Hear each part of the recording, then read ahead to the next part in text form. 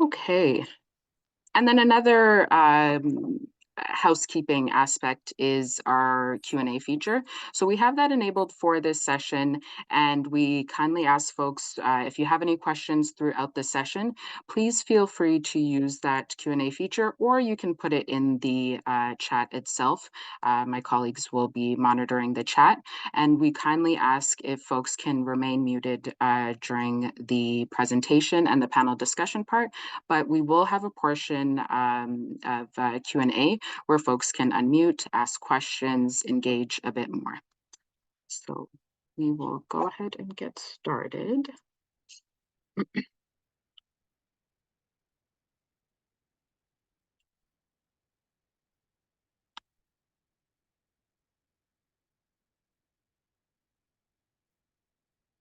Oh,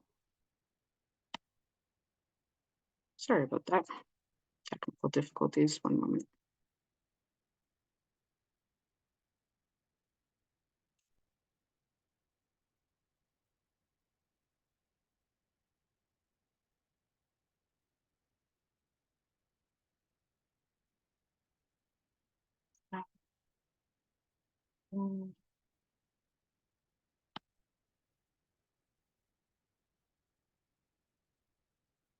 Bear with me. Thank you so much for your patience. I'm just trying to pull up the screen. There we go.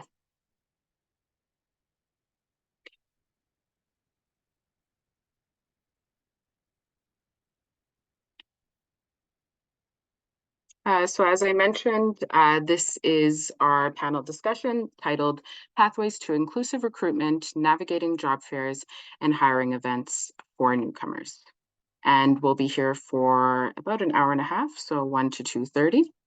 And I had mentioned our partners for organizing this, Dixon Hall and Jumpstart Refugee Talent.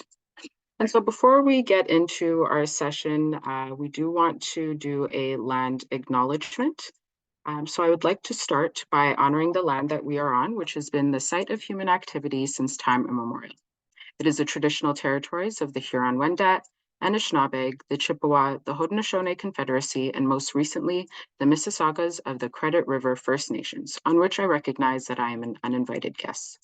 Ontario is covered by 46 treaties and other agreements and is home to many Indigenous nations from across Turtle Island, including the Inuit and the Métis. These treaties and other agreements, including the One Dish with One Spoon Wampum Belt Covenant, are agreements to peaceably share and care for the land and its resources. Other Indigenous nations, Europeans, and newcomers were invited into this covenant in the spirit of respect, peace, and friendship. We are all treaty people. Many of us have come here as settlers, immigrants, newcomers in this generation or generations past. We are mindful of broken covenants, and we strive to make this right with the land and with each other. I would also like to acknowledge those of us, sorry about that. I'd also like to acknowledge those of us who came here involuntarily as a result of the lost the page there. I would also like to acknowledge those of us who came here involuntarily, particularly as a result of the transatlantic slave trade. And so I honor and pay tribute to the ancestors of African origin and descent. Thank you. And so moving forward, this will be our agenda for today. So welcome and introductions. We went through our land acknowledgement.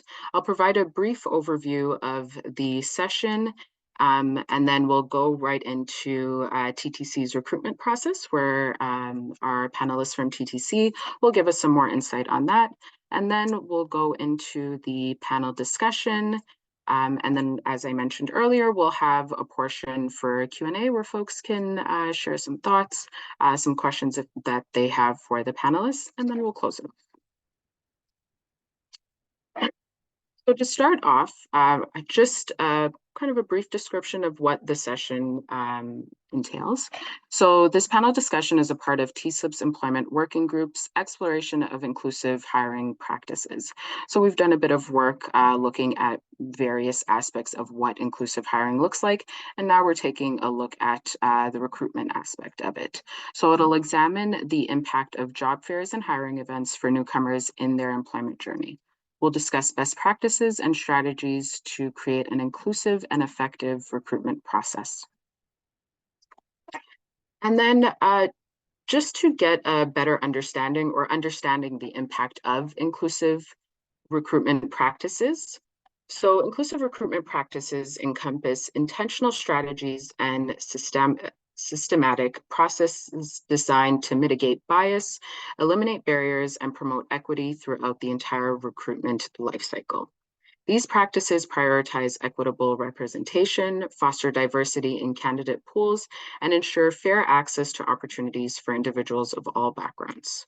And some statistics to kind of support that idea. So through some research that was done by the Conference Board of Canada, they noted that diverse and inclusive workplaces are 12% more likely to experience high employee engagement compared to less diverse organizations. Deloitte had also done some research, and it noted that organizations with diverse workforces outperform their less diverse counterparts, with inclusive companies being 1.7 times more likely to be innovation leaders in their market. And so with those statistics, it really gives us some insight on how important inclusive hiring practices are. And now I'd like to introduce our panelists for this session. So our first panelist, who will provide a newcomer professional perspective on the impact of job fairs and hiring events, and that's Carol Nayebare. And then our TTC representatives are Darlene Murrain and Leslie Douglas Shaw.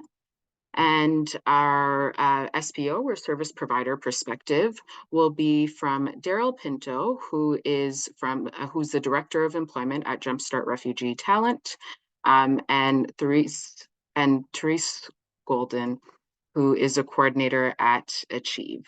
And just to go back in terms of Darlene's position, she's a program coordinator at TTC, and Leslie is a talent acquisition specialist at TTC.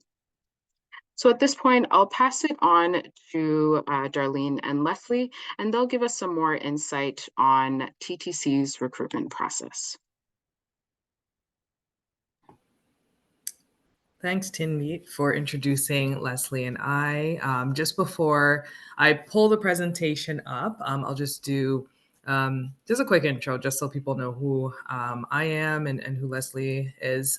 So I am the program coordinator at TTC. I am responsible for outreach.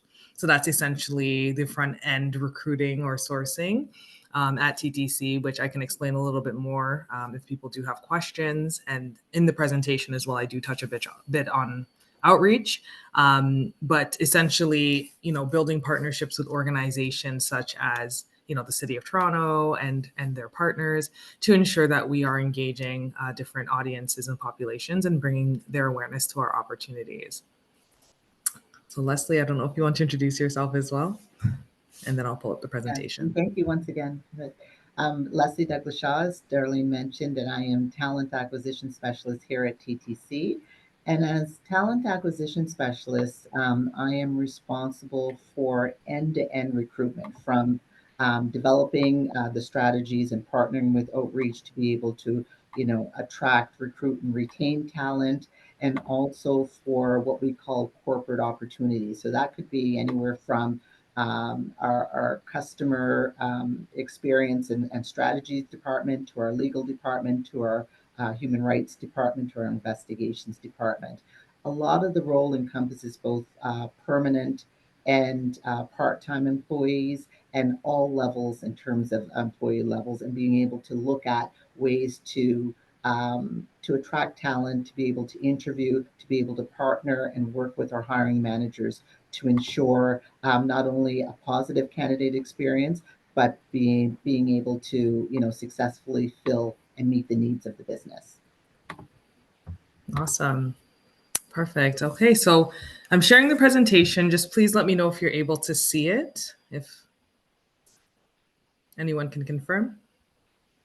Yes, we can see it. Thank you. Yes. Okay. Awesome. Great. Okay, so for today's presentation, we would like to share some information about recruitment at TTC and just connecting newcomer talent to opportunities, just to share some insights about our process, strategies, and really what the TTC is about as an employer of choice. So I know we have about 15 minutes to present, so I will go through just some insights about TTC, and then Leslie will get into the meat of the presentation, which is just sharing about our recruitment process, as a lot of people are curious about that. So at the TTC, we're an organization that takes ourselves seriously in terms of providing good service to the city of Toronto and its commuters. Our vision is to be a transit system that makes Toronto proud. Our mission is to provide a reliable, efficient, accessible, and integrated bus, streetcar, and subway network that draws its high standards of customer care from our rich traditions of safety, service, and courtesy. We have our own TTC way, which is to respect one another, value each other's time, tell people what's happening, stay safe, mind your space, and help others out. We're very intentional at TTC in terms of recognizing, that the city of Toronto is one of the most diverse cities in the world. And we want to make sure that our organization is truly a reflection of the community it serves. We understand the richness that diversity provides. We understand making sure that everyone feels included in the work that they're doing so that they could be proud and perform at their optimal level. So TTC has won, as you can see here, a few awards. These are just a few awards that we've won for diversity and just being intentional about restructuring for success as an employer. So just some quick facts about TTC. So in 2021, we celebrated our 100th anniversary in service. So TTC has, at this point, been around for 143 years. So it's the grandfather of transportation, as you can imagine. So we've been around for a long time. Our reputation is very important to us. We currently have about 17,000 employees at the organization, with about 80% of those employees being unionized and 20% of those employees being non-unionized. In 2019, we carried nearly 530 million customers, including Wheel-Trans.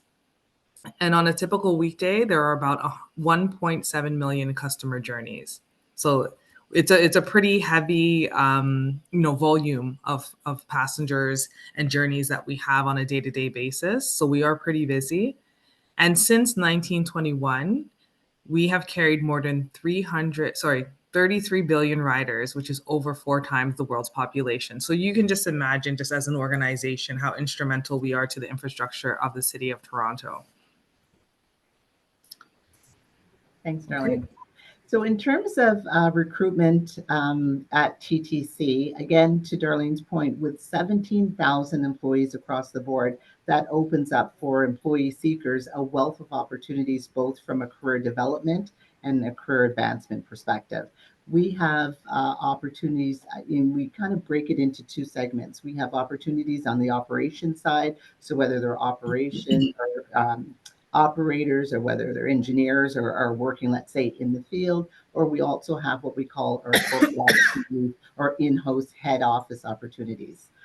It's important to note that our recruitment process is a very structured recruitment process. So in terms of candidate experience, no matter which opportunity that you apply to, in terms of consistency and fairness in the process itself, it's pretty much the same across the board. Our recruitment process, so the nuts and bolts of this, we open a wide array of opportunities across the board for candidates seeking, professional development opportunities within our organization. In regards to the application process, it starts with you submitting your application online and setting up a profile with us. With that profile, you're going to submit your resume and your cover letter. And once you submit both of those, you will receive a receipt or some sort of notification just confirming that we have, in fact, received that. It's also important to note that once you submit and once you upload your cover letter, that ensure that you check your resume and that you check it to ensure that everything is correct, because once you submit it and once you apply for an opportunity, you can't go back and make any edits or changes. And it's the way our system is set up currently. In terms of our candidate shortlist, so once you submit your application and you apply for an opportunity, you are then, your resume is then screened by talent acquisition specialists. So myself and my coworkers, we go through each and every resume that is submitted online to us, looking for education. We're looking for your work experience, as well as your volunteer experience or any transferable skills as noted within the body of your resume. We do look at cover letters, and we do forward on cover letters to the hiring manager to also review, as some of the positions our hiring managers look and also rely and review the cover letters for accuracy. Once we screen your resumes, then what we consider, what we call a short list of candidates, is then submitted to the hiring manager for further review and consideration.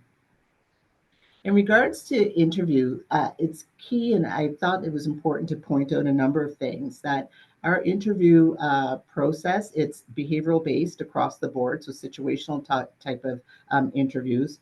Our interviews, with all of our interviews across the TTC, it's with a panel of approximately at least 2 to 3 panel members to ensure consistency and fairness across the board with our process.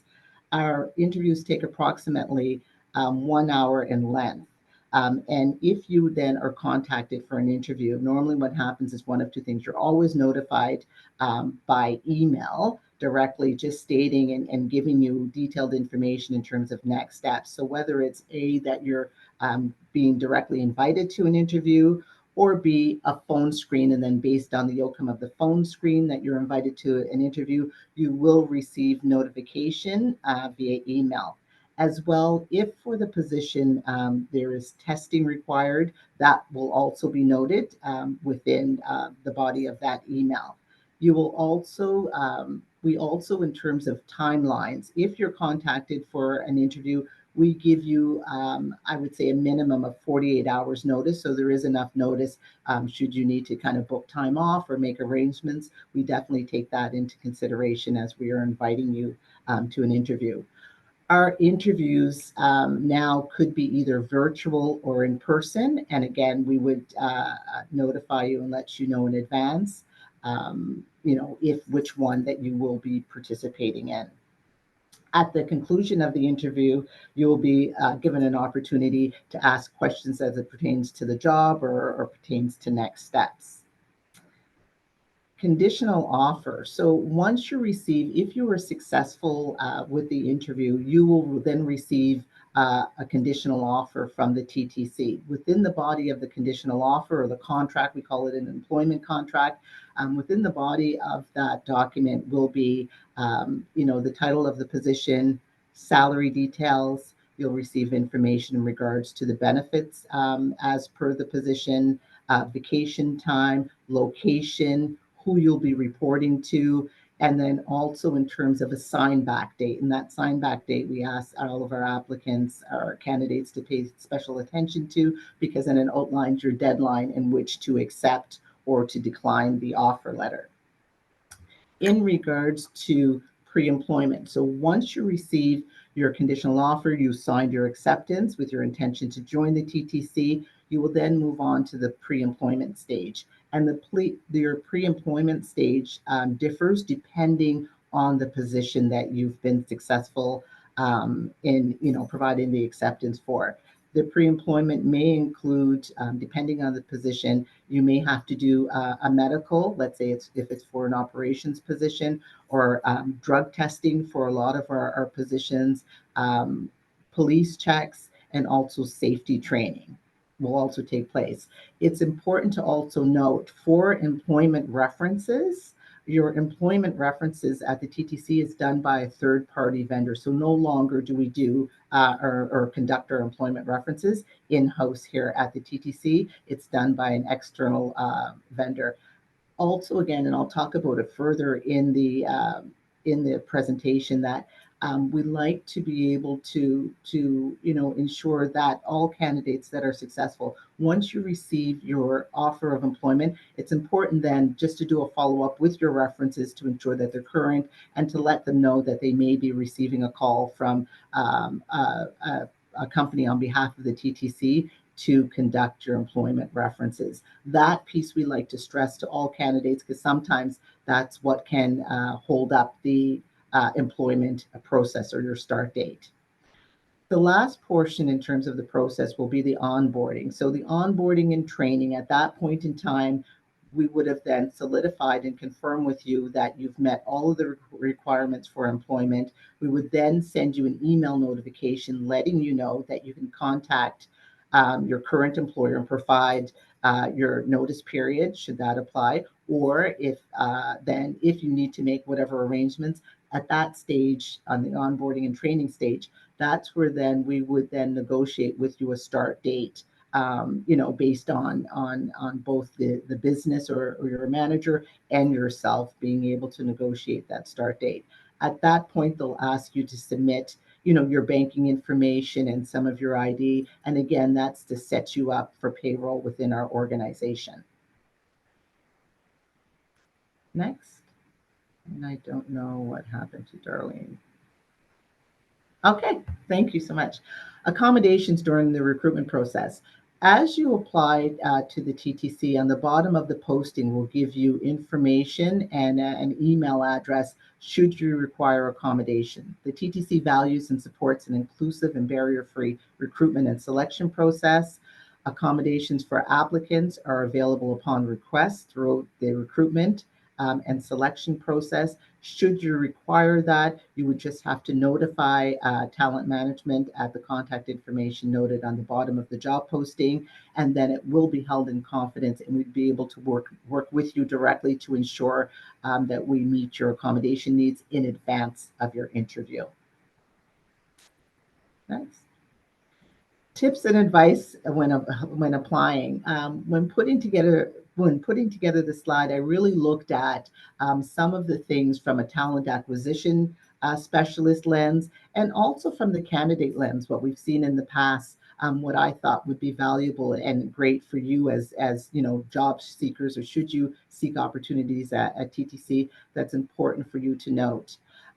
Again, and I mentioned that earlier in the presentation, always review your resume and cover letter closely before applying, and ensure that you have no grammatical errors or there's no errors in terms of your cover letter. Ensure your cover letter is aligned with the position that you're applying for, because again, once you submit your application, it cannot be changed for that position. You can apply to other opportunities, but the system won't allow you to make any edits to your application. So that's key. Ensure that you dress in a professional manner for an interview. I know within the workforce now, we have a little bit of flexibility in terms of business casual, but still in terms of within the TTC, professional attire is required or expected for your interview. Always review the job posting closely. Sometimes with applicants, we find after the fact, after the posting goes down, they realize that the posting holds a lot of value. And not only does it hold value in terms of when you're applying to the position, because you can use the posting as a guideline as to when you're editing your resume to apply, but also when you're preparing for your interview, you can utilize that posting just to ensure and put together and prepare for your interview to ensure that you're ready, and it'll heighten your chances of success with the interview. It's important to research prior to the interview. Look on our website. We have a wealth of information in terms of our mission, our vision, and our values and our culture. And sometimes our interview questions require that you answer or you have some of that information or that knowledge. And it speaks to then you as the job seeker, your enthusiasm or your willingness or how prepared you are to apply for one of our opportunities. Behavioral interviewing is the format that we use 100% of the time. So have a clear understanding in terms of behavioral interviews and what's expected of you as the candidate, and really how to prepare for a behavioral interview. If your interview is virtual, again, give yourself more than enough time to have your technology in place. We oftentimes, have had in the past candidates scrambling, saying, "Oh, my technology doesn't work," or I can't turn my camera on. There's a multitude of things that happen because technology is technology. So again, prepare and give yourself 15 minutes grace period to ensure everything is working efficiently for you. It's okay to be nervous. Often candidates, they're aware of their nervousness and it makes them stumble. We look at nervousness as a positive thing. It shows your enthusiasm and your eagerness to do well in the job. And it also shows, a level of honesty in terms of you wanting to be able to convey to us your skills and your qualifications for the job. So if you are nervous in an interview, we see it as a good thing and it's okay. Um, it's okay to be nervous. Just do your best and give it your best shot. And nervousness is only natural. And we don't see that as a deterrent. We see that almost as a good thing and a level of honesty with all of our candidates. Prepare questions. At the end, we will always ask you, do you have any question for us? And sometimes, not oftentimes, we get candidates that are kind of, no, I really have no questions. And whether that's 2 or 3 questions that you prepare on, tell me a little bit more about the culture of your organization, or, sometimes candidates ask us, what has been your career experience at the TTC and how do you like it as a TTC employee? Or it may be in terms of questions around next steps in the overall process, or what does professional development look like at the TTC, or do you embrace lifelong learning? So just think of questions, even 2 to 3, that again shows that you're prepared for the interview, and you can ask the hiring manager at the end of the interview. Lastly, which I mentioned, always have your references prepared. Oftentimes we reach back to candidates and candidates saying, "Oh, I didn't realize that the reference was going to be away on vacation," or we have references that sometimes don't, give a favorable reference because they hadn't been contacted by the candidate in a long time, and they, their information is, a little bit rusty in terms of what they can provide. Because it's an external vendor, it will, if you have your references prepared, it will again help reduce the timeline in order for you to kind of successfully meet all of your conditions and to be able to start your career at TTC. Next. So you've applied for the TTC, and what's next? So just to recap, be patient. Because we have 17,000 employees, we have a multitude of opportunities that open up, whether due to succession planning, expansion, or retirement, because we have quite a low retention rate. It takes a number of weeks. Weeks doesn't equate to they're not interested or we're not interested in your application. It just equates to the high volume of recruiting that we're doing at any given period. Again, the applications are screened against the requirements on your resume. It's looked at by a talent acquisition specialist and then the hiring manager. And again, only those being considered to move to the next stage in the interview process will be contacted. The recruitment process may include a multitude of things. So it could include even a telephone screen starting off, and then based on how you perform in the telephone screen, then you would proceed to an interview. Sometimes it's directly to the interview. It all depends on the job, the hiring manager, and the department in which you're applying to. Some of the jobs will require testing, as indicated, you will be notified in advance by the email should you have to, and what the testing does require, so you're not blindsided at the interview, being notified that you will be completing a test. And as mentioned, it could be virtual or in person. It could go either way, so be prepared for both. And at the very end, should you proceed to the final stages, you will receive an employment contract and then go through the steps in terms of onboarding, and then you'll begin your career at TTC. Thank you, Leslie. So I'll speak on outreach at TTC. So TTC believes to engage qualified and diverse talent in various ways. So how we show our outreach is by building relationships with employment and community agencies, hosting and attending information sessions, participating in career fairs, speaking on panels such as this one, attending conferences, and engaging schools and their students to try to engage next gen talent or new grad talent. So for tips that I can give job seekers as well as employment agencies, there are some supports out there to ensure that you are job ready to apply to TTC or just any employer for that matter. So in terms of job preparedness, just make sure that there is a guidance or career counselor that you can connect with at an Employment Ontario agency, or maybe your school has a career counseling department. You can receive free support from them and they're able to give you some guidance there. Highly recommend attending resume workshops so that you can ensure that your resume is appropriate, that it is in the proper format, and that it is attractive to employers.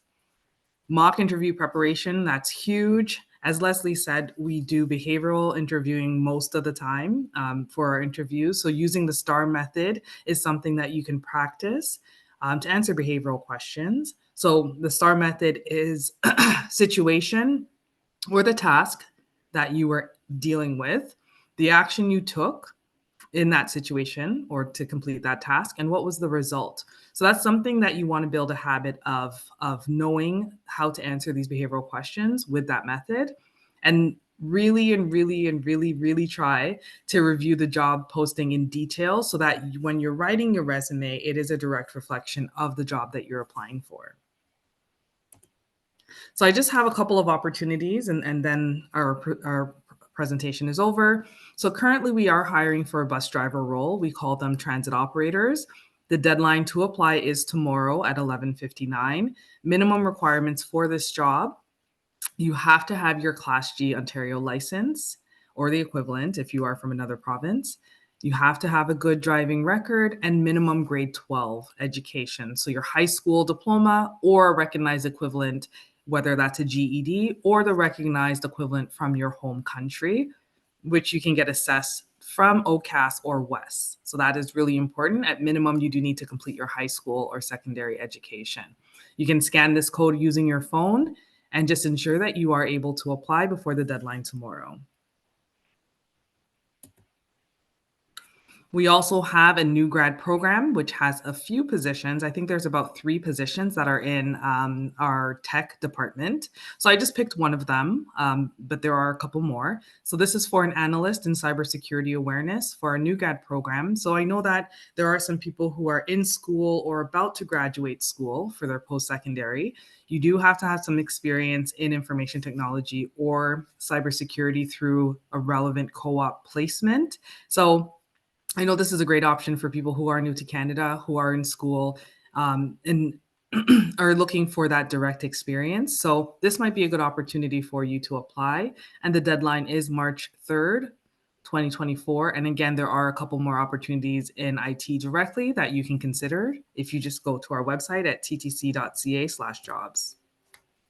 So for the TTC, if you'd like to stay in touch, just follow us on Instagram at TakeTheTTC. Or you can check out our LinkedIn page, which is our TTC employer page. And if you do have any other questions that maybe the presentation didn't answer or you may not be able to get answered today, you can reach out to me on LinkedIn, and it's just Darlene M on LinkedIn, and you'll be able to connect with me there. And I do want to say that I can answer generic questions about your job search, but I cannot answer any questions specific to your application at TTC. Okay. All right. Thank you so much.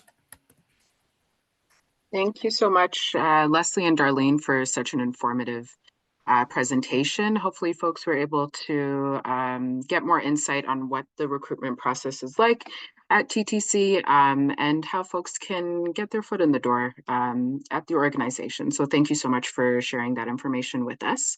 So what we'll do now is move into our panel discussion portion of this session.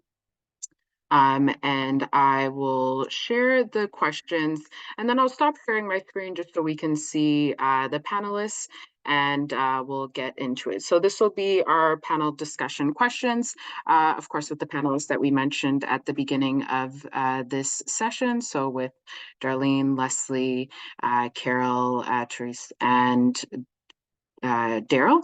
And so we'll get right into it.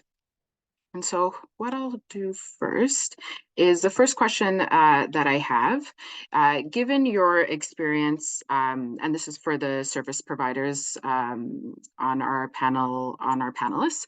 So for Darrell first, so given your experience with hiring events, what are unique challenges, or what unique challenges have you encountered when organizing job fairs or hiring events for newcomers in Toronto?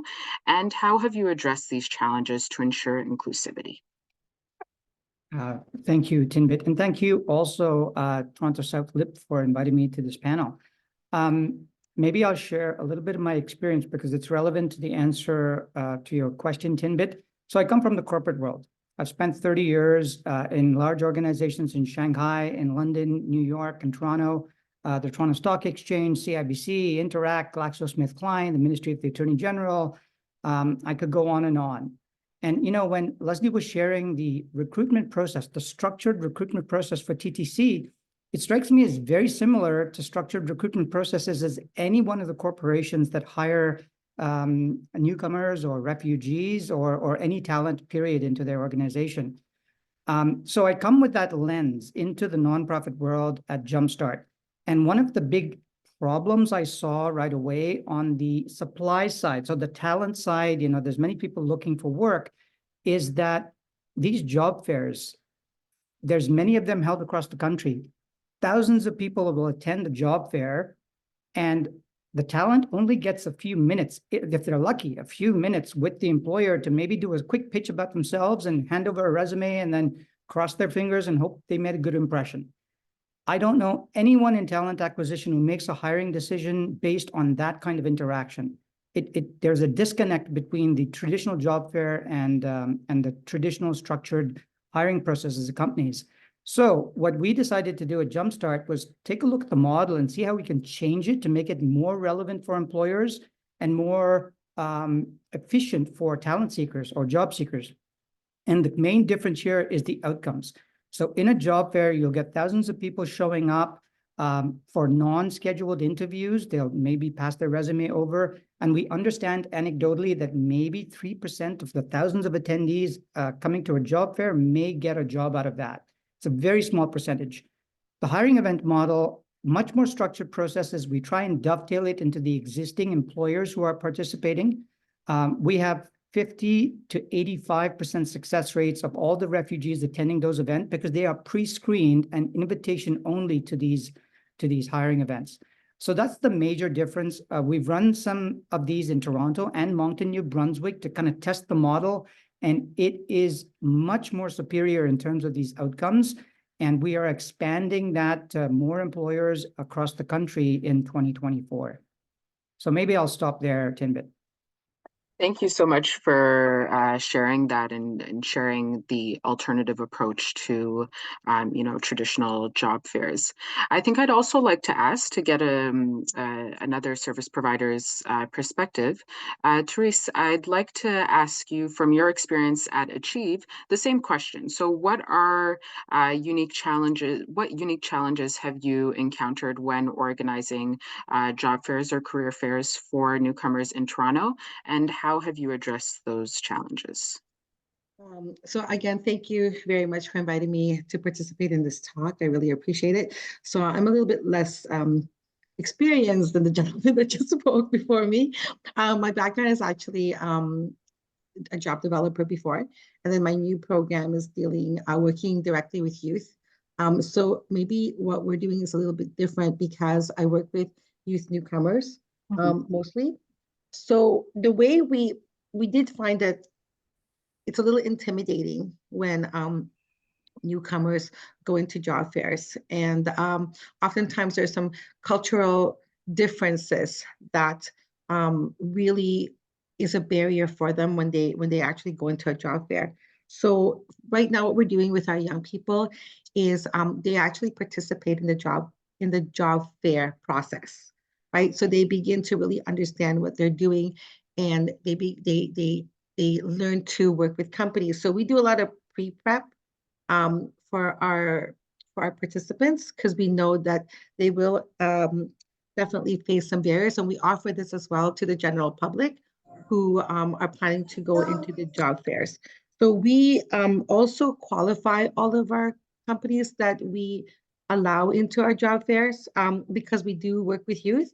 So there's a lot of issues that we have to be sensitive about. So anyone that is invited to be part of our job fair, we have done some research on them, and we qualify them. And then we also keep our job fairs very small, and very target focused to what we're looking for or what we're trying to help at that time. So if, for example, we're only looking for, what we're working with that time is people in tech, then everybody will be calling to that job fair will only be in tech.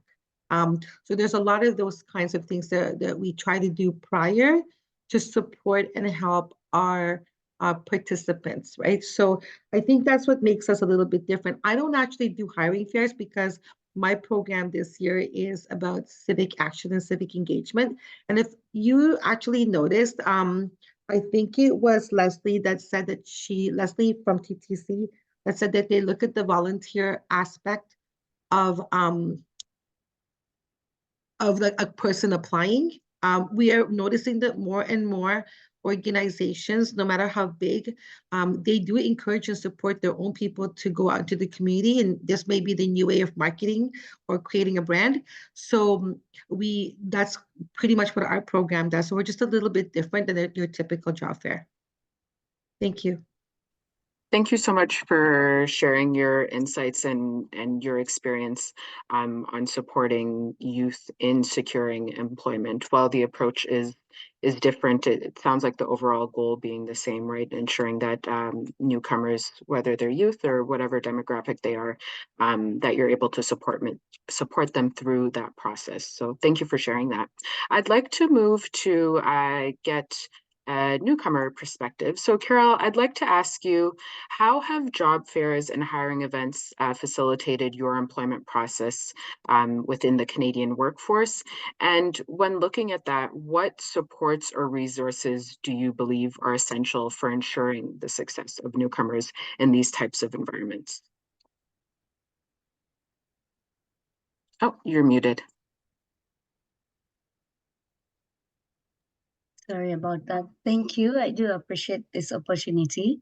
There's a catch that I picked from Darlene. She said at TTC they are very intentional.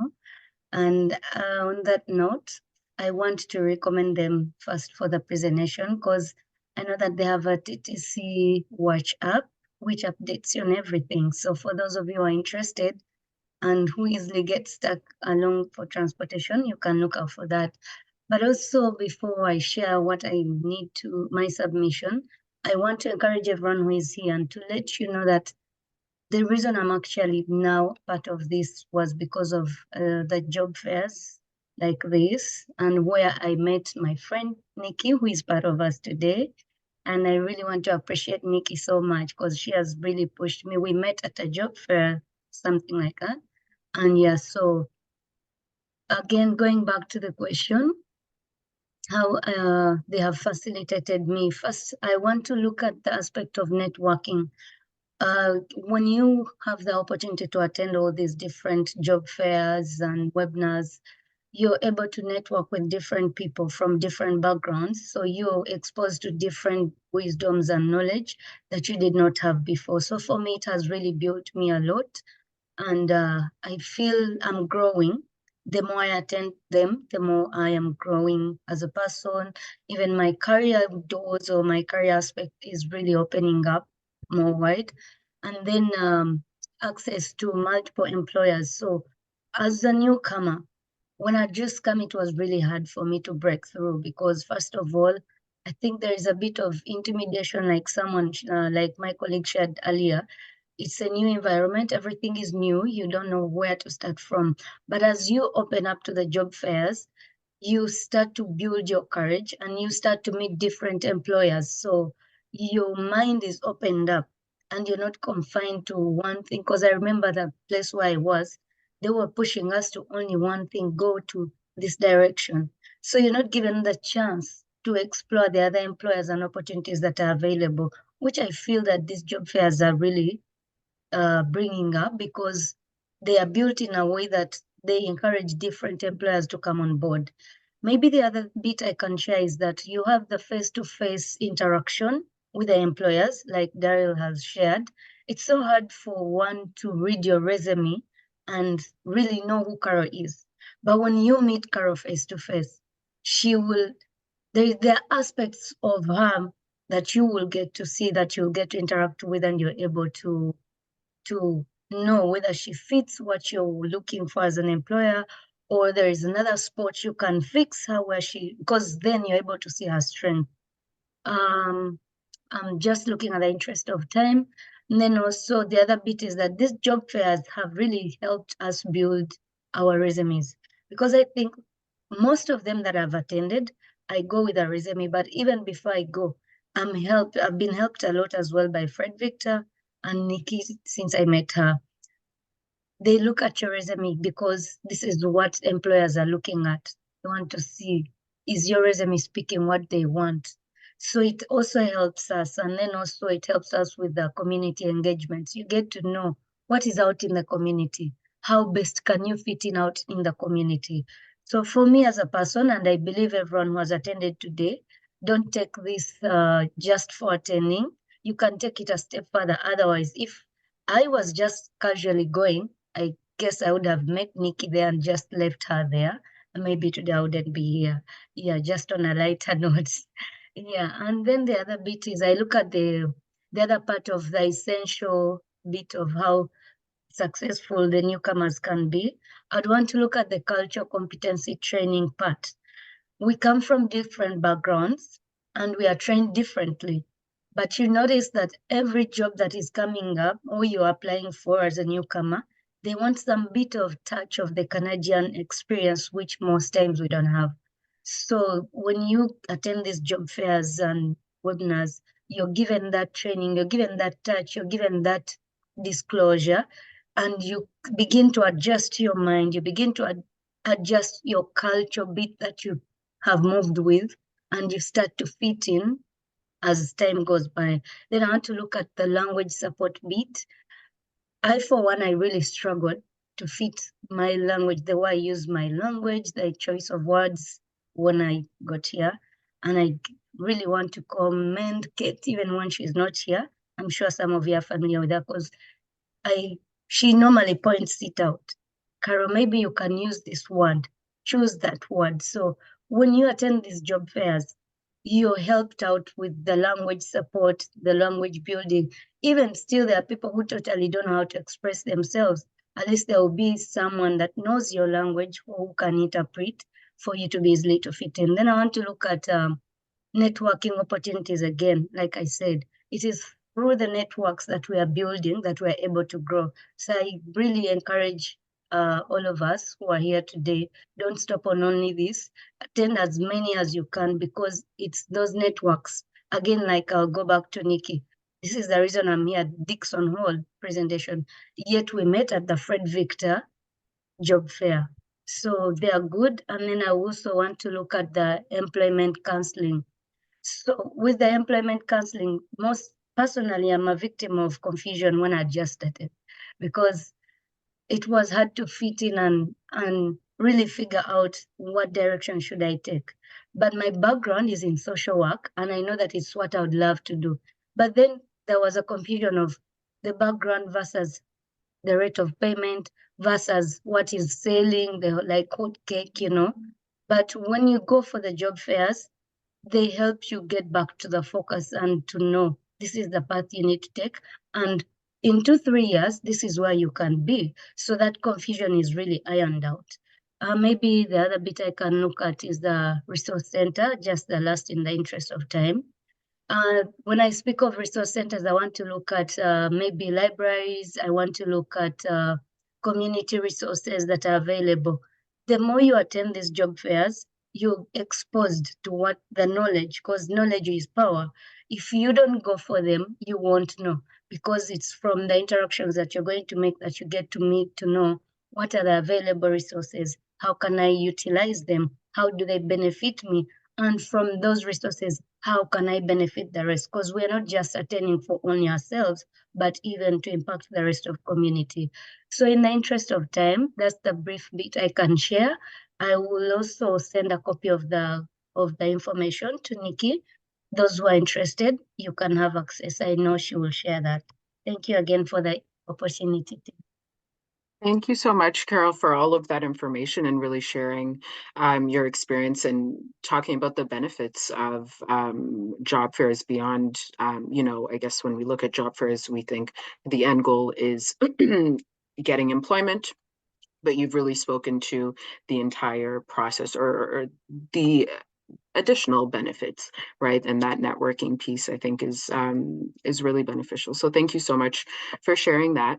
And then the next question I would like to ask is towards or directed towards TTC, whether that is Darlene or Leslie. But the question I have is, as an employer, what specific strategies have you found most effective in attracting and retaining diverse talent at job fairs or any hiring fairs or events that you've participated in? Okay, thank you for this question. Recently, I would want to say over the past number of years, we have tried to look at strategies to attract, recruit, and retain talent. We tried to kind of think outside of the box. So one of the many great things about working within talent management within TTC is that senior leadership supports, and provides, the resources and the budgets to be able to go outside of our standard posting processes. So currently at TTC, we post both internally and externally, as we mentioned within the body of our presentation, for a 10-day period. What we also look at is really growing campus recruitment. We looked at just recently how to be able to make our job postings a bit more inviting and a bit more friendly, so it's a two-way street. It's more in terms of the traditional general accountabilities. We've changed it, and we're beginning to change it more and more and look at what we are looking for in a candidate and what we have to offer as an employer. So it's going both ways. So we've also looked at LinkedIn. We look at social media. We partner very closely with our outreach department to look broad-based on strategies and to be able to link with our community partners and attend even sessions such as this to be able to leverage the pool of candidates, of qualified candidates into our organization. Darrell mentioned something in his comments in regards to job fairs versus more customized events. And for example, just recently, to give you an example, we put together a customized event to be able to attract talent to both our legal departments and our human rights department. So it was a niche type of boutique event that we held at Metro Hall earlier in the month. We registered online and had a robust kind of marketing strategy to be able to leverage and reach our target audience. We partnered with CABLE, the Canadian Association of Black Lawyers, and utilized their mailing address to leverage and again to invite candidates to register to apply. It was quite successful in terms of the response. We were surprised. We received 500 applications, and out of the 500, because it was such a niche event, we screened the applications. We invited 35 to 40 of those applicants, but with a customized strategy to be able to have them attend the event. At the event, we had senior leadership and hiring managers at the event to do, networking, to do a panel discussion, and also to do a lot of networking with the candidates that we invited to attend. How that made it and led to success is that immediately after the session, there were structured interviews. So these candidates then didn't have to wait for weeks, or it wasn't like, oh, thank you for coming to the event, and then no type of feedback or no next steps. They were contacted within a short time frame, within a 48-hour period, to be able to participate in interviews. And then once they completed the interviews, those that were successful were issued offers of employment right away. Those that, because of the success of the event, we then are looking at potentially having a second session because of the overwhelming response. But in addition to that, across the organization, we had hiring managers saying, because of the success of the event, senior leadership wants to look at being able to kind of have such a niche event for different portfolios across the organization. But what led to it is that there was no job fair where people were being, kind of lost within the shuffle or the sea of talent. We strategically invited, and now we have a database of individuals. And although they didn't get invited to the event because we took the 40 most qualified out of 500, which was difficult, but those individuals were also looking at strategizing to be able to still bring them in for interviews on an ongoing basis, constant communication in terms of the opportunities that we have. So we're able to leverage that talent and place them into opportunities within our organization. Thank you. That's amazing. Thank you for sharing that, Leslie. And it's really interesting to see the connection between the alternative approach that Jumpstart took within that hiring event and the work that TTC is doing as well. So that's very interesting. Thank you for sharing that. So I'd like to now go back to our service provider approach. And I'd like to ask Therese, can you share examples of successful initiatives or strategies that Achēv implemented at your or Achēv implemented for jobs fairs or hiring fairs that have significantly contributed to newcomer, or in the example that you were giving, newcomer youth in securing meaningful employment? So I think as our larger organizations, we all have different departments. So I can only talk about my department. In my department, like I said, the most important thing is really preparing our youth for their success. So we, because my program is actually volunteer-based, so our youth are already trained for certain skills like networking, preparing properly, doing their proper research. So they've got all of that base to start with. So when we do a job fair, we really look at, we don't want to disappoint them. It's very personal for us. We don't want to disappoint them. So we really look at the companies that we are presenting in front of them. And we really want to make sure that the companies that we're presenting to our participants also wants to help them. We have a firm belief that organizations are not there to be mean, but to really give opportunities. So we do qualify our businesses. So our main group will actually talk to the business, tell them what we're looking for, ask them if it's something that they can do. I think that's really important. And then they get a firm idea of the people that we're going to be representing or showing them.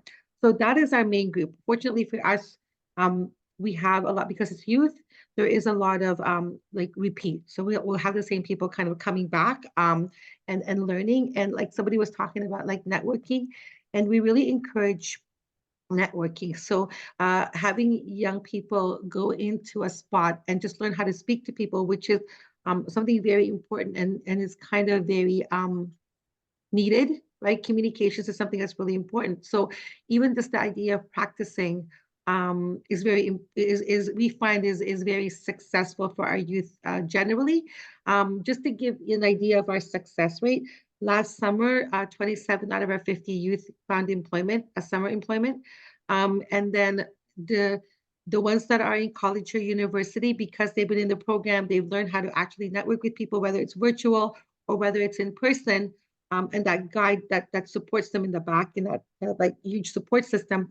Because of that, many of our youth are, in positions, oftentimes from the people that they have met even from the previous years. So maybe they didn't find an employment this year because they're not ready, but next year they have a connection maybe with a recruiter who's happy to guide them through the process. One thing we have realized that maybe most people maybe do not realize is oftentimes the recruiters would come to a job fair really just representing their company and letting people understand like their value system. So they're actually helping you out. So, and oftentimes what happens is that people jump on a recruiter and say, you know, can you get me a job? And we actually found that those kinds of really kind of aggressive attitude doesn't always help, because we have found in the past, recruiters, at least for our youth, we find that the recruiters are very willing to give information about their company because they're branding, you know, it's a brand, right? And really support the growth of our participants in our program. Now, in saying that, that's our program participant, but we market our program, our job fairs to anybody who comes. So we actually have we actually do a workshop for 2 or 3 days where people who wants to come to our job fair will be prepared to what they should be expecting the job fair, right? And I think those are the things that maybe sets us a little bit apart and helps us to become a little bit successful. We not only prepare our participants, but we also make sure that the companies that they're going to are, you know, legitimate, and that they do support diversity and inclusion. And a lot of that part where we're looking at diversity and inclusion, because our group who are planning the job fair are looking for companies who are open to diversity and inclusion. And we really understand what diversity and inclusion means. And we're talking to the recruiters that comes into our event. We have a very similar view on what diversity and inclusion means. I think that's what makes us just a little bit different. Thank you. Lovely. Thank you. Thank you for sharing more about the initiatives and how they've been successful. And it sounds like that preparedness, or supporting them in preparing, is a key aspect of you know, them being successful at the end, or even using that as a transferable skill. So thank you for sharing that. Darrell, I'd like to ask you the same question. I know you had mentioned the hiring event at the beginning of the discussion, so perhaps you can share a bit more about that hiring event in terms of how that came about, you know, and the success of it, or any other initiatives that Jumpstart has created that, you know, are ensuring or supporting newcomers and securing meaningful employment. Thank you. I want to come back to what Leslie just told us and shared with TTC, because I think that's brilliant. I wish more employers did that. It was intentional, it was strategic, and it was specific to actual jobs that they were looking to hire for. And that's sort of the key to success for the model itself, the refugee hiring event model, but it could apply to a specific employer. It could apply to populations outside of refugees as well. And that is the specificity. So on the employer side, you have to be hiring. You have to have a job description you're actually hiring for in order to participate. You can't be there just to generally talk about your culture at your company or prepare people for interviews. That isn't the point of a hiring event. So the specificity on the employer side is that they have to have specific jobs, and we were intentional. We didn't want just general level labor jobs at a hiring event for refugees, because the system discounts refugee talent as they're only capable of this level of job, and they're really skilled. There are people who have come to Canada as refugees who are doctors, lawyers, teachers, and we want to get them meaningful jobs. So the mix of employers that we had, the 26 employers that were participating in Toronto last October, they range from all the banks, Marks Warehouse, the Toronto Public Library, World Education Services, Interact, Equifax. So there were some really good brands there, and each one of them was hiring for a specific role at their organizations, from junior to mid to senior levels. We really wanted that distribution of roles to telegraph to the world that refugee talent is capable of more than just labor jobs. All right, on the supply side, on the settlement agency side, this was a collaboration. This was not Jumpstart alone. We had Achēv, we had Costi, Woodgreen, Access Employment, Diversity Institute at Metropolitan University of Toronto, YMCA, the 10 Partnership for Refugees. All of them were source agency for refugee talent who were applying to the 60 specific jobs on the employer end. And then, very similar to what Leslie did, not all of the applicants got interviews. It was screened down to the best talent to be there on interview day for an actual 30-minute quality interview. with the employer. So I think for us, the secret is on the supply side, we want collaboration. We don't want competition. This is targeting talented refugees. And on the employer side, we want specificity and say actual jobs that you're hiring for. Thank you for sharing that. And I think that collaboration piece is key. A lot of what we do at TSLIP as the Toronto South Local Immigration Partnership is collaborate and partnership. It's given in the name, and the power that that holds, right? And it's very important to hear, and I'm sure a lot of the folks that are on this call today can understand that, you know, they come in with a lot of talent. There's plenty of folks that have talent, and a lot of the time we see in our workforce that it's not recognized. And so giving that opportunity of a variety of stages or a variety of roles is really important and great to see. So thank you for sharing that, Darrell. I'd like to move on now, and I'll ask Carol, from your experience as a newcomer professional, what barriers have you faced when participating in job fairs or hiring events? I know you shared a few of the benefits, and there were some barriers in there as well. But yeah, if you can share a bit more about the barriers and what recommendations do you have for improving inclusivity and accessibility at the events? Okay, thank you again for the opportunity. So again, as a newcomer with some bit of experience now, I'm more than happy to share my experience, and then also hoping that it can help some people. So personally, most of the challenges I met, I believe they are still happening, and we can work on them. So some of them are, I would say, back then, I personally had limited access to opportunities. Being that it was a small group I was confined in and not yet exposed. So I was not aware of the opportunities out there of these job fairs that are going on.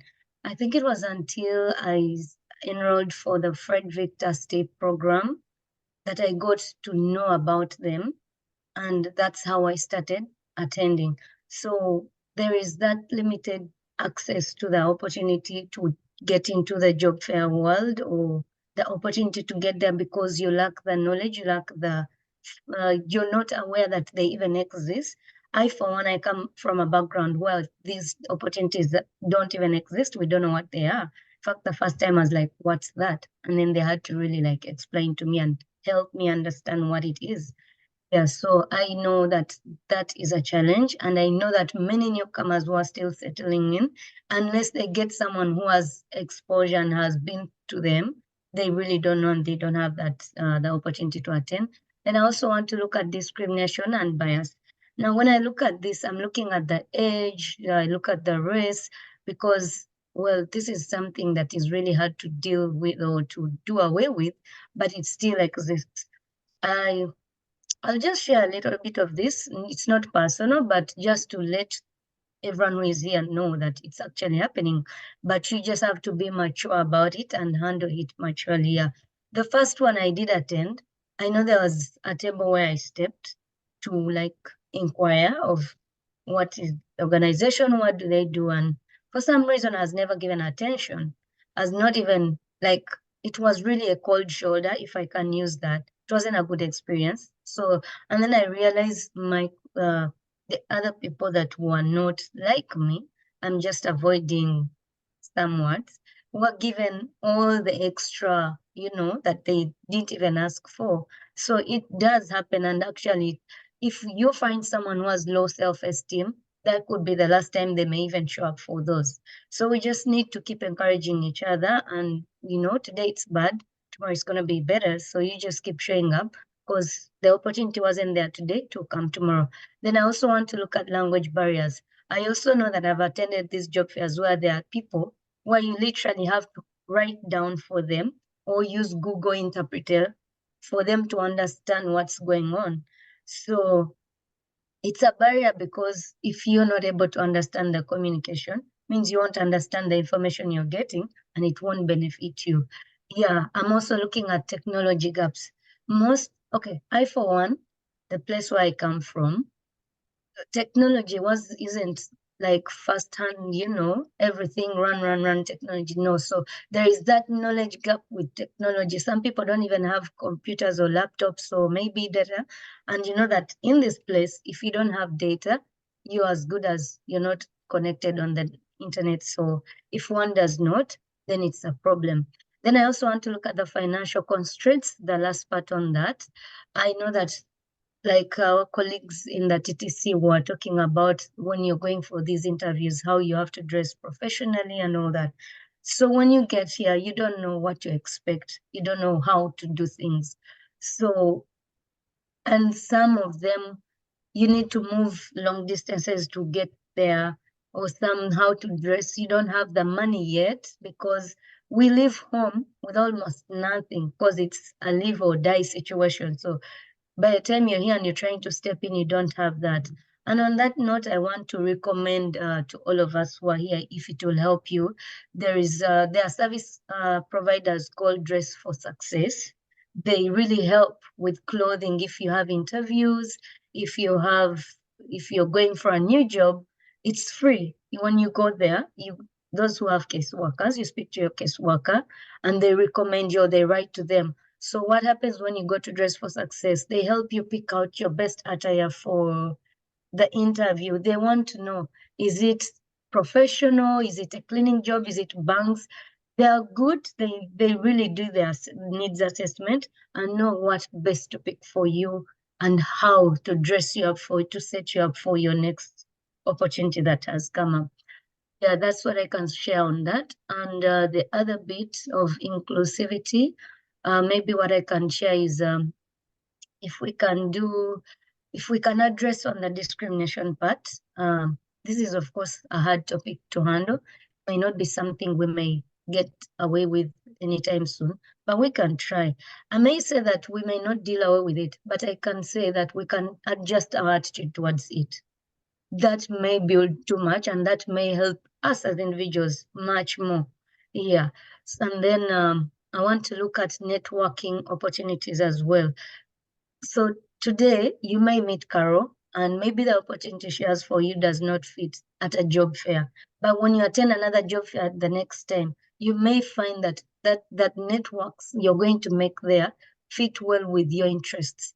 Then I want to look at the language support as well.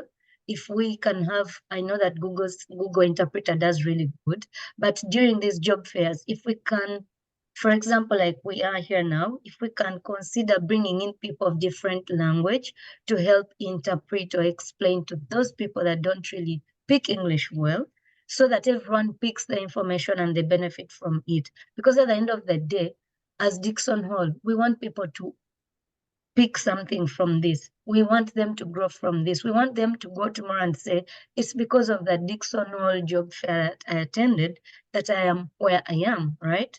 Yes, so maybe the language support thing would help a lot. And also, I want to look at the bit of virtual participation like we are doing right now.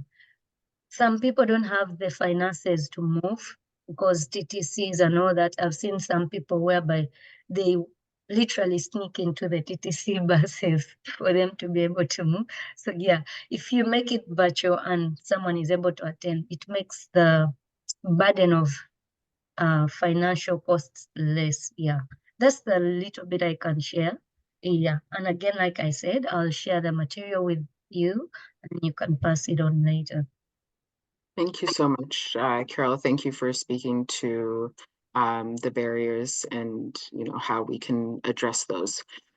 So I'm looking at the time, and in the interest of time, we did have one question for TTC, but I think what might be a better way to wrap up the discussion portion and to ensure that we give some time for folks that have attended to ask some questions is a question that I have for all panelists. You don't necessarily need to answer it, so whoever feels fit to answer. But the question that I have is and almost in relation to what Darrell had mentioned earlier in terms of collaboration. So I'd like to know, how can collaboration between employers, service providers, Carol has really brought or highlighted the importance of service providers in the employment process as well. So how can collaboration between employers, service providers, and newcomer professionals be strengthened to drive positive change and innovation in recruitment practices? I used to be a consultant in my former days, and I would say it's very simple. You really engage and you listen deeply to what the needs of any person you're talking to, whether it's an employer, whether it's a settlement agency. You understand what drives them, what motivates them, and then you see intersection. Like, where is the intersection that I can dovetail as much as possible for all the parties involved? And sometimes it's not possible. Someone's motivated by a thing that's not quite in sync with what the hiring event's about. But really, to be able to listen well, as opposed to going there with an idea in your mind and you're trying to impose that, model or something on an employer or a settlement agency, that doesn't go over well, because at the end of the day, they're all competitive. I'll tell you what's so brilliant. All the banks compete with each other in Canada. At the hiring event, they all had tables within line of sight of each other, and they were seeing a refugee come to, I'll pick one bank, Bank A, have a 20-minute interview, and they would walk across the room to Bank B to have another interview. And they were struck by how talented this person was. And there was a competitive spur. Like, if you want to hire this person, you better do it quickly, because that other bank could hire him or her just as quickly. So I think collaboration and a slight bit of competition is really healthy, but listening is key. Thank you for sharing that. And it's interesting to see that in real life, right? The idea that, yes, that newcomer holds so much value, and hopefully the employer that they're coming to can recognize that, or there's competition, right? So thank you for sharing that. Leslie, Carol, or Therese, would you like to answer that question? I could go first. For one, I think establishing partnerships would be a really good idea, as well as joint initiative programs, because we all have different services we're giving. But if we do partnerships, I think it is very easy to achieve the goals faster, because we can easily recommend each other, and we can easily find where each person fits without struggling much, like Darrell is saying.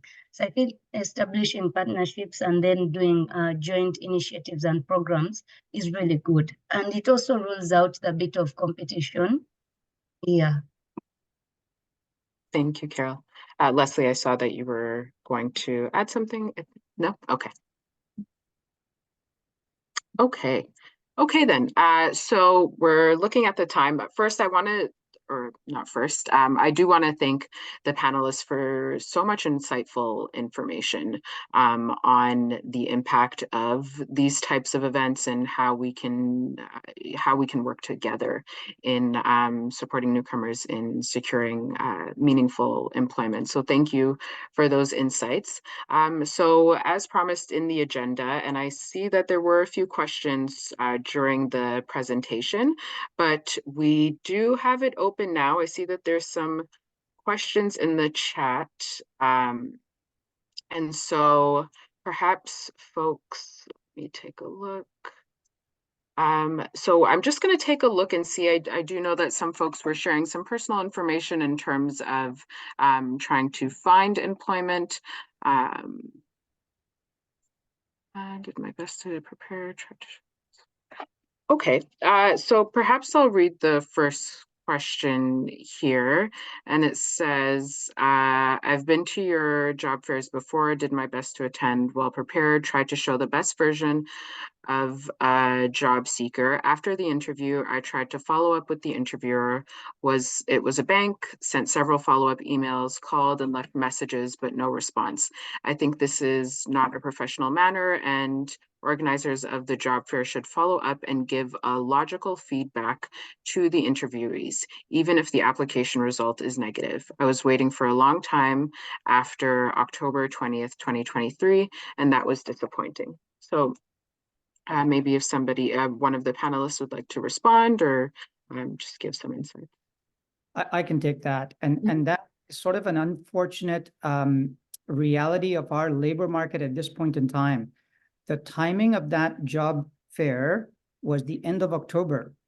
This case was the bank, and the question here, many of the banks have their fiscal fourth quarter right after October, and everybody knows what a tough situation this is. All the banks have gone on a temporary hiring freeze. So even though they met talented candidates on October 20th, I think it's 26th, the top-down instruction was, I'm sorry, we're putting a freeze on all hiring. And it had nothing to do with the refugee talent that they met with. And that communication wasn't public. It wasn't that the banks went out to the newspapers and said, by the way, we're on a temporary hiring freeze. That was very much the reality on the ground. So I feel for the talent that, you know, had that experience. It is a mark that is happening more and more with organizations in this tight labor market at this point in time. Thank you. Thank you for answering that. And actually, there's another question for you here, Darrell, specifically for you. And it asks, how do you engage employers to participate in mentorship and hiring the refugee population? As I hear from some employers that employee turnover is a huge issue and deterrent in future hiring practices. Also, under EMPP, refugees come in with PR status. How can you ensure the employee will stay with their designated employer for the 1-year employment requirement? It's a lot of questions. It is. Maybe we'll start with the first half. Yeah. The mentorship one, how do I engage with an employer to listen? It's a spectrum of employers. I mean, some employers, I will say, it's sad to say, they talk the diversity and inclusion talk, but they don't walk it. And then other employers, they do both. They talk it and they walk it. The ones that walk it have inclusion groups within their employee group. So, you know, for example, the Black Network, the Women's Network, the South Asian Network. And if they do, and they're really active with these internal networks, what we try and do is tap into those groups, those internal employee groups, for mentors into our program. And it works really well because these individual employees, they've got a vested interest for their own particular networking group to be able to have some community-minded involvement. So really tap into those groups that are already in flight at the corporation. The second, about retention, I will tell you, refugees face systemic barriers, but when they get a job, given their life experience of having to flee home to get to this country, they are so grateful. And no job is permanent. Like even Canadians never stay at a job all of their lifetimes, right? Turnover is different for different jobs in different sectors. Refugees tend to stay longer than the average Canadian or the average newcomer in their jobs because they are just so grateful to be there. So from an employer perspective, that retention is a selling point in many cases. But I would never say to anyone, your first job in Canada is going to be your only job in Canada. It's a journey. And that is the first step in their journey. They tend to stay in that first step longer than the average. Thank you. Thank you for that insight. And I see, Therese, your hand is also up. So in my program, we actually work with this whole mentorship thing. So in what we have noticed is that if you do find a mentor, some people think a mentorship program is you meet somebody and it's the first time you meet and there's no actual relationship. What we've learned through our own program is that the mentor chooses the mentee. So so that with that idea in mind, how can a mentor meet you if you're only at home looking for work, right?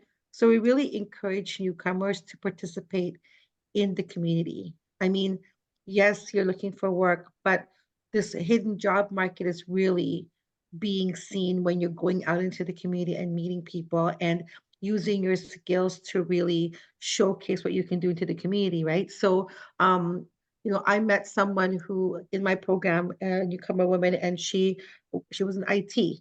So she had helped out, she was volunteering, talked to a bunch of people, and then somebody had offered her a small little job. And then that small little job became another little job and another little job until it became a full-time job, because she was outside. She wasn't just within four walls. And I know that most of us who come from other countries, we don't really understand the idea of volunteering or community engagement and all those things. And I think we need to have a little bit of a mindset change, because we're losing an entire area of job searching because we're not participating. And I think that that's something that, if you want to find a strong mentor, if you want to find someone who's going to lead you through everything, who's going to open the doors for you, they need to know you. Right? They need to know you as a person, because they're putting their name behind you when that opening comes into their business. But to just walk in somewhere, you're a bit of a risk. So it's really important that you're out there and participating in the process. Thank you. Thank you so much. Another question that we have here is, would someone with qualifications more than what is required be disqualified from a position that they have applied for? So for example, someone from the corporate world being discouraged from applying to the transit operator post. I can take that because I've faced that in my own career. Sure. You're overqualified, you're underqualified. And really what I've learned over time is it's my job to be able to sell my transferable skill to the person I'm talking to, because they are going to have a shortcut in their brain to say he's overqualified, he's underqualified. And if I don't say something to counter that in a way that helps them feel more comfortable that, oh yeah, then I'm going to fail. So I've learned how to do that, but it is a skill that anyone can learn, but you can't expect on the other side that that's an automatic thing. Mhm. Yeah, absolutely. Darlene or Leslie, perhaps you can answer. I can speak to it, and I do want to say that we do have a bit of a hard stop at this time, but I did want to make sure that we answered this question. So if we're speaking specifically to the transit operator, for a lot of people, the transit operator is kind of like a second career type of option, even though they've worked their whole earlier career in corporate or whatever it may be, and they just want to either kind of retire, just doing something a little less, well, I don't want to say less strenuous, but just do something different. And then it's also another way for people to get into the organization, right? And it's really about your motivation. So you can come from corporate and you're like, this is a really good way to get into TTC, or this is my second career, this is what I want to do and retire, right? So we don't necessarily look at it as you're overqualified, because we understand to some degree that people are in different periods in their life, right? So it won't necessarily work against you if transit operator is truly something that you want to do. Thank you. Thank you so much for answering that question. I know that you have to leave, so thank you for being the panelists, Darlene and Leslie. Thank you. We have one more question. Take care. We have one more question, and perhaps one of the service providers can share some insight, and if you've experienced that when supporting other clients. Why does an employer ask whether the SIN starts with 9? Isn't that a way of discriminating the prospective employee?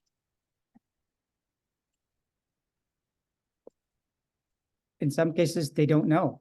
In some cases, maybe it is discrimination. And it's managing risk, I think, from an employer. If I put an employer hat on,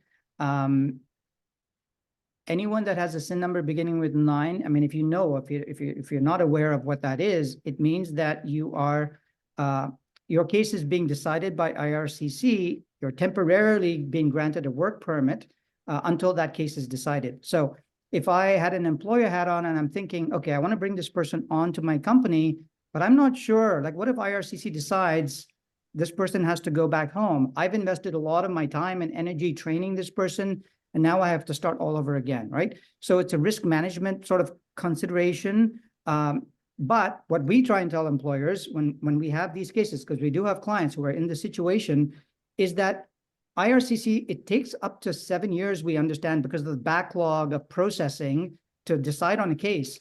7 years. What Canadian stays in a job for 7 years these days, right? So we try and minimize the risk from the employer side by telling them that it's still a really good bet. You're going to get a loyal employee for up to 7 years. And in the worst case scenario, they may have to leave, but that's better than hiring a Canadian that may not stick around for 7 years.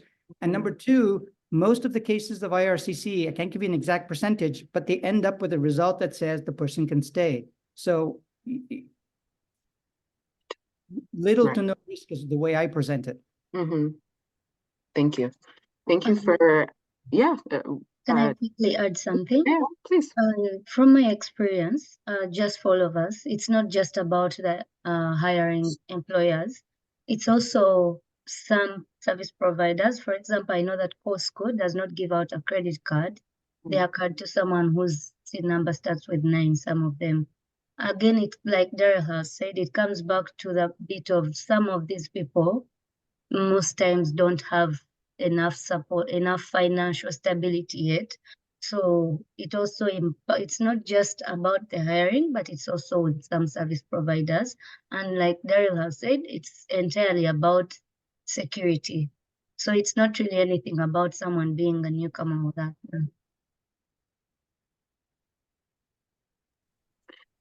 Thank you so much for sharing that insight and answering that question, both of you. So in looking at the time and wanting to ensure that we respect everybody's time, we're 6 minutes over. But to the panelists that are still here, I want to thank you so much for taking the time to share, you know, your experience and your expertise around this. And for the folks that have attended, thank you for attending. I know that we had a few folks in the chat that have shared their experiences in terms of, you know, Canadian work experience and the need for that, and folks that are looking for employment. And I encourage you to connect with service providers. You know, we see it here in this panel discussion, the great work that service providers are doing in connecting newcomers with meaningful employment. And so I encourage you to connect with Jumpstart Refugee Talent or Dixon Hall, or any of the other service providers in the settlement or in the newcomer serving sector. But with that, I will say thank you and take care. What we will, sorry, one last thing that I wanted to mention, because this was recorded, it will be something that's on our YouTube page. And for anybody that's registered, we'll be sending out the recording so you can review it.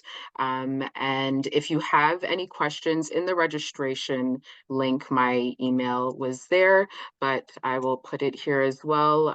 If you have any questions about the work that we do at the Toronto LIP, or perhaps how you can get connected with other service providers, please feel free to email me. But yes, thank you everyone, and I hope you have a great afternoon. Thank you. Take care. Thank you. Thank you so much. Bye. Thank you. Much. Really appreciate your time. Thank you, everyone. Bye. Thank you.